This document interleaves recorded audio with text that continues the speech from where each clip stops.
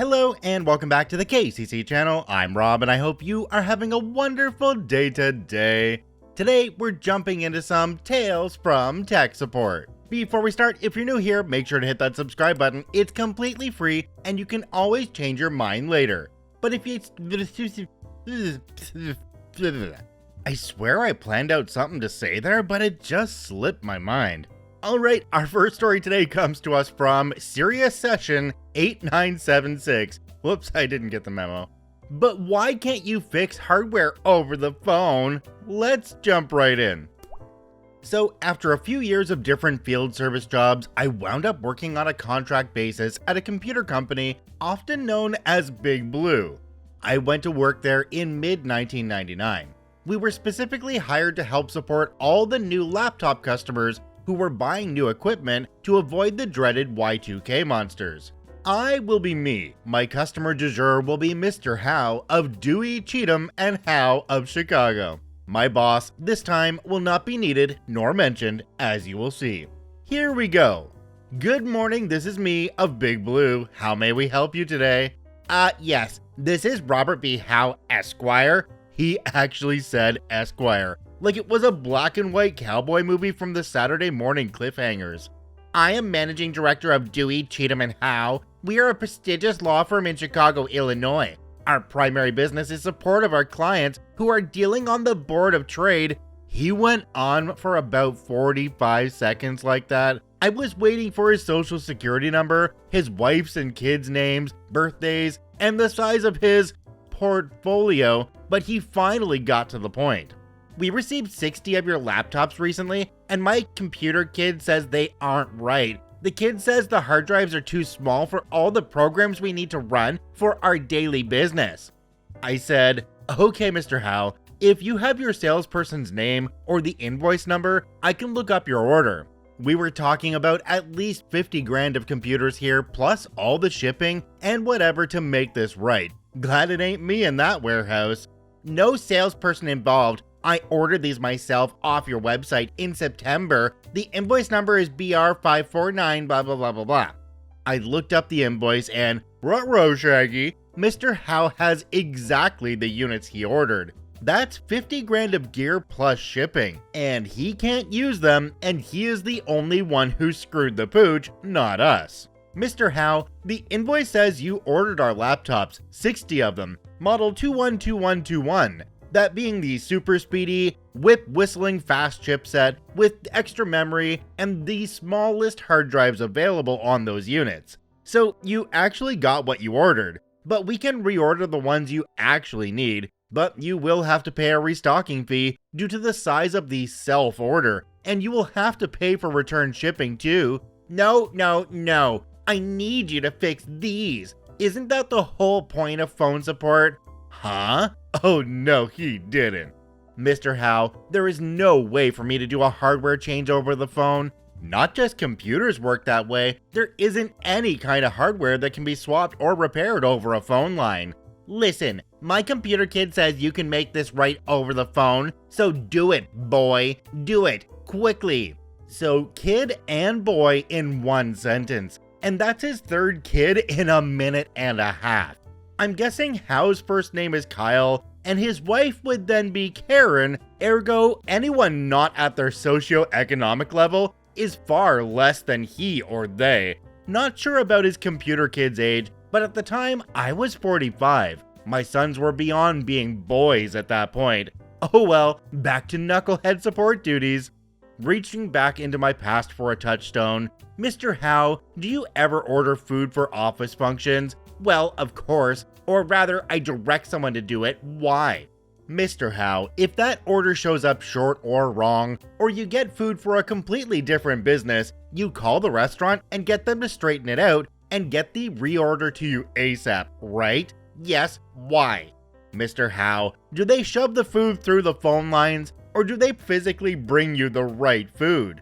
Well, yes, but what the F does sandwiches or pizza have to do with computers? All this computer crap can be solved over the phone. That's the whole point of your office, isn't it? My kid says it can be done this way, so do it. I want to meet this kid. He obviously knows stuff no one else on the planet has discovered. Then me, straining for a better analogy and hoping the big cosmic wheel isn't about to hand me craps or snake eyes. Mr. Howe, do you have any hobbies?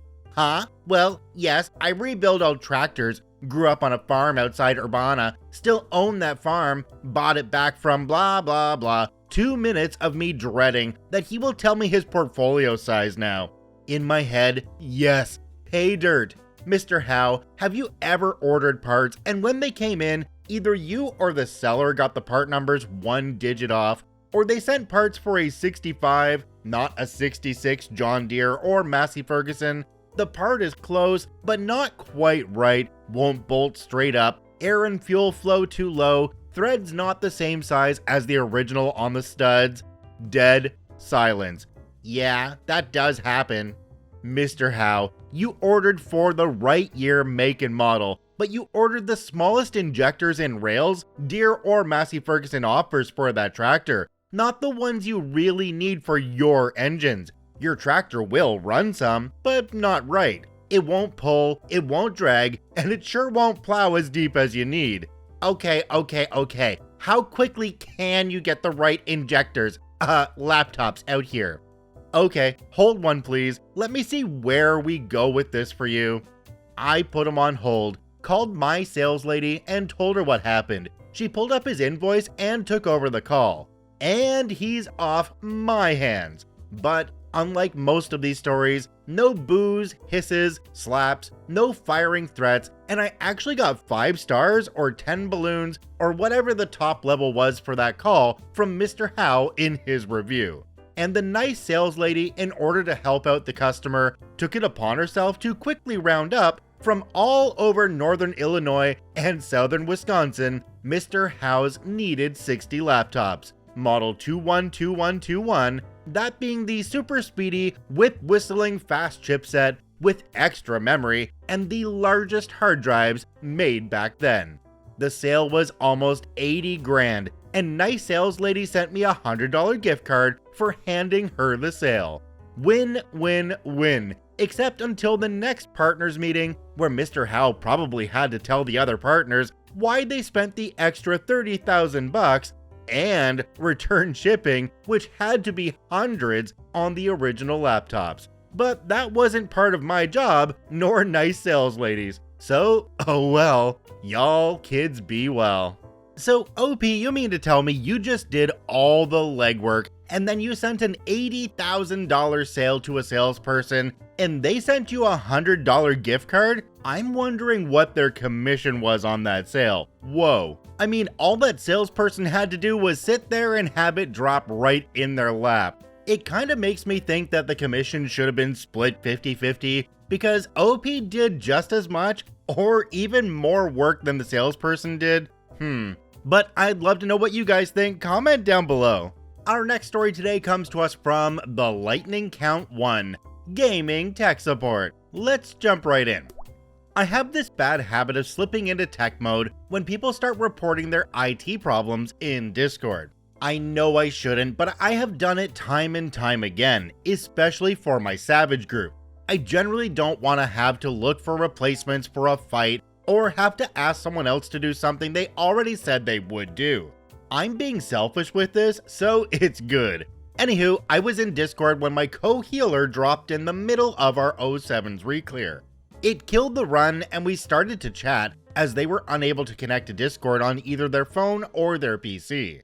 My mind went to router issues, could be cache memory or even a DNS failure. Either way, solution is the same, restart router. I get her to put her phone on 4G, Discord connects immediately. Hey, you should just go ahead and power cycle your router. The fact that you were able to connect on 4G and it refused to connect on Wi-Fi means it's probably a router error, could be modem, but probably router, most likely a cache issue or DNS issue. How does that happen? I started to explain in a way that is mostly wrong, but is very easy to understand to the layman. Everyone reading this, I know it doesn't actually work like this. I just explain it this way so people can get an idea of what is happening. You want the simple or the technical explanation? Technical? You know how when you come home your phone auto connects to the Wi-Fi? Yeah, Well, that's because your router and phone remember each other. Again, I know this is wrong. This is my layman explanation, as it makes people more readily accept that the issue is a network issue and not our company issue for work calls, even though this was not a work call. The router is supposed to clear out that memory after a while, but sometimes it does not do that. So you get errors like this where some websites work and others just stop working. It's a very frustrating issue, but it is easy enough to fix. Just restart your router. Okay, I'll tell my husband to restart the router. 2 minutes later. So he's saying it can't be the router as nothing changed in the configuration and that the DNS has not changed. Is he a network admin? How did you know? Lucky guess. Just go power cycle it. Trust me, this will probably fix the issue. Okay. She goes and does it without asking him, and he apparently starts to throw a fit over this as he was interrupted watching The Blacklist on Netflix. I mean, it's a good show, so I kinda understand. Yep, that fixed it. I'm back on my PC and my phone is connecting to it on Wi-Fi. Yep, DNS errors and cache problems are the bane of my existence. Are you the so-called tech who told her some BS about DNS errors? Suppressing a laugh. Yep, looks like the router was having a cache problem or DNS errors. Restarting appears to have fixed it though. The DNS configuration has not changed. The router is designed to flush its resolver cache once it gets full. Everything you said was wrong on all levels. You know this, right? Firstly, no device is able to flush its cache memory 100% of the time. Second, I told her my layman explanation as it lets people kinda sorta know what is wrong. Yeah, well, you need a better explanation. I've been doing this since you were in diapers. He mentioned 2 names, which I will shorten here. I started in the 80s with BB and R McC. Do you know who they are? Should I? They invented Apache. You can't BS with me, son. I know how things work, and I know what causes issues like that. Okay, well, it looks like restarting the router did fix it, so I'm happy to have helped. He was speechless and walked away. She gets back on the mic laughing. You know, you're like the third tech to have like that exact conversation with him, right? Yeah, people who do not deal with the day-to-day tend to look for the out there fixes, whereas I will ask you to turn it off and back on again. We cleared 05s to 07s and are about halfway through part 2 of 08s. Jumping down to the comment section on this one, there's one from a user called DJ Day Dallas 42. It says, hard to imagine anybody being in business for any length of time and not knowing that code is crap and pretty much always will be. And the only way to make sure something keeps working is to power cycle it regularly. Some routers even have a feature where they will auto reboot. I set mine to do it at 2 AM on a Sunday. Having said that, those Sun Microsystems Pizza Box Unix systems were amazingly robust. I ran mine for months without a reboot. Good thing, since they took a fair chunk of time to come up. OP responded to this comment and said, it's always the same. People who don't do day-to-day stuff will always look for the most obscure of issues. I posted a while back about the CEO of our company having an issue with a wireless mouse. You should have seen the pop-ups of network admins, sysadmins, and people from the coding sections trying to quickly solve this man's issue. I walked up and replaced the batteries. And that's just it. Anybody who works in IT should know that you try the simple solutions first. If they don't work, you didn't waste much time, and most of the time, well, they do work. Whether that simple solution is just rebooting said device or plugging the device in the first place, you always start with the simple solution and work your way up to the harder ones. The user's husband in this case sounds like one of those people from that subreddit r/I am very smart. They want to go through all the complicated stuff just so that you know how much time they put into learning all that complicated stuff. Our last story today comes to us from absinthangler. I'm just tech illiterate. Let's jump right in.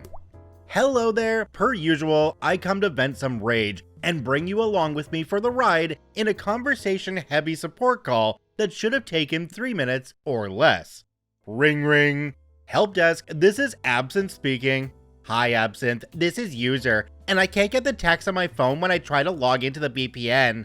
That's easy enough to fix. I've just deleted your phone from the MFA admin site Let me walk you through how we'll fix it. First, we'll open the app on your phone. Okay, it's open. Great, now press the add button at the top. Okay.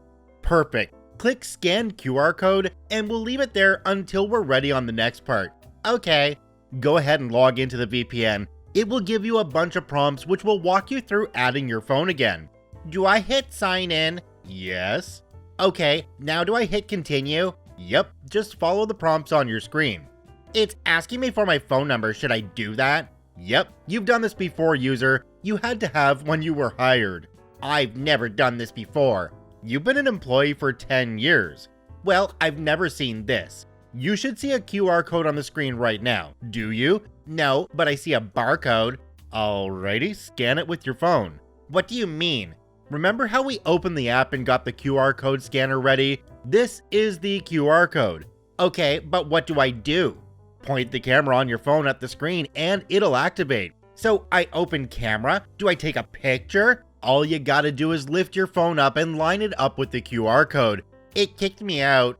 That would be the VPN login timer. Just try again and make sure to use the MFA app on your phone that we opened earlier. I don't know what that means. I don't have that. User, it's the app we opened on your phone at the start. Just open it like we just did and get back to the QR scanner. Hit add and then choose QR code. I'm sorry, I'm tech illiterate and I don't know what you mean. Just do what we did 3 minutes ago, user. Click on app on your phone. 3 more minutes of explaining what I've already explained. QR scanner would like to use your phone camera. Should I hit yes? Yes. Okay, let's log into the VPN and try again. Am I doing that on my phone? No, just like normal. I don't see VPN app. Open TeamViewer. Connect and use the search bar for the user. Open the VPN and get back to the QR code. Okay, now scan the QR code. How do you mean? Lift up your phone and line it up with the QR code with the scanner we opened up in the MFA app twice now. But what do you mean by scan it? I'm tech illiterate.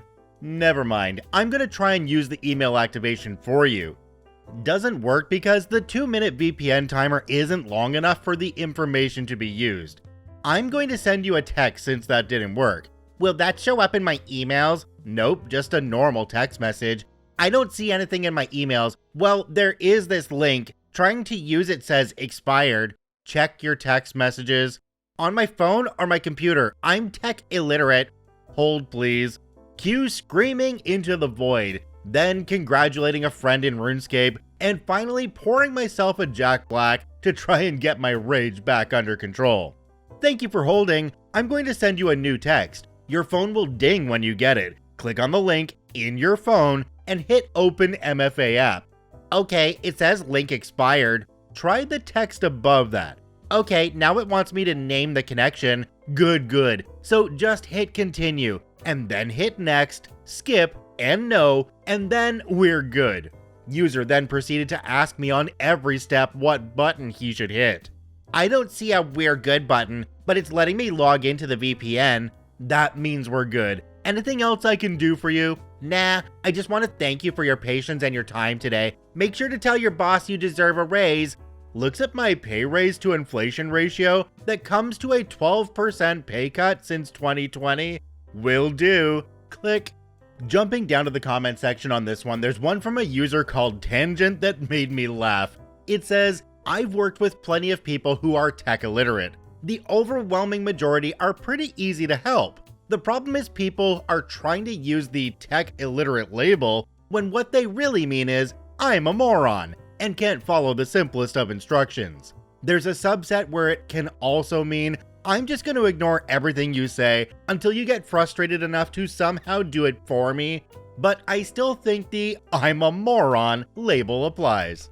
I think there's another subset of people as well, the ones that hide behind the words of tech illiterate when they just don't want to learn. Generally older people in this group, and I get the feeling that OP's customer falls under that group. Honestly though, OP did a wonderful job of getting what needed to be done and explaining things in a way that the customer could eventually understand. So well done, OP. Check out all 3 OPs linked in the description down below. I thank you for watching. I hope you have a wonderful day. and we'll see you tomorrow.